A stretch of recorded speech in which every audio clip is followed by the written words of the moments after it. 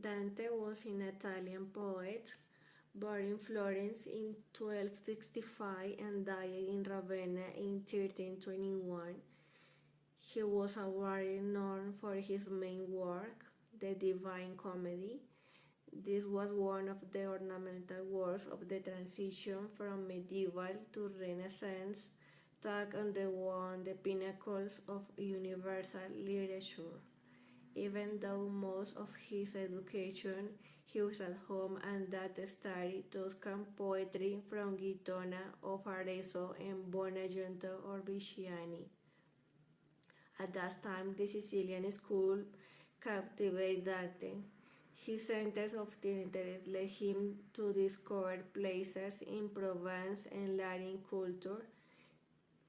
His admiration of him for the poet Virgil was also evident.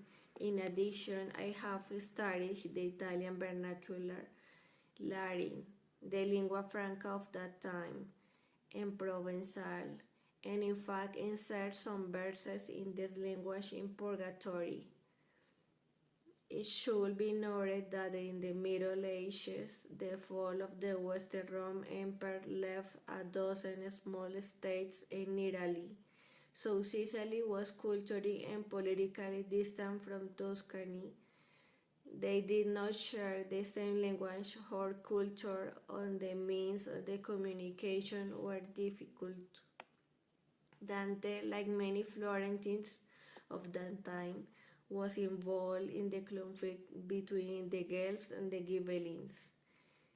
He fought in the Battle of Campaldino, which occurred on June 11, 1289, with the Florentine Knights against the Bishop of Arezzo, and then in 1294 he was among the knights who escorted Charles Martel of Anjou, Sicily, grandson of Charles of Sicily, while he was in Florence in June 1290.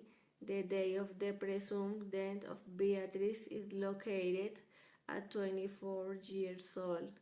Then he entered politics. He became a doctor and pharmacist. Dante did not practice these professions, but a law issued in 1295, the effect of the rules of Giano del Bella, required that nobility seeking public office must enlist in of the corporation, the arti, the mystery guilds. So Dante obtained a rapid admission into the Guild of Apothecaries. The profession he chose was not completely used to him. He sold his books at the apothecary shops. As a politician, he achieved a bit of importance. In 1315, Florence was forced by Uguccione della Fagioli, the military officer who controlled the city, to grant an amnesty to exiles. Dante was on the list of pardoned citizens, but Florence required that, apart from the payment of a sum of money, these citizens agreed to be treated as delinquents in a religious ceremony and to submit to a public council in which they would be recognized as public delinquents. Dante refused this shameful request and preferred to remain in exile.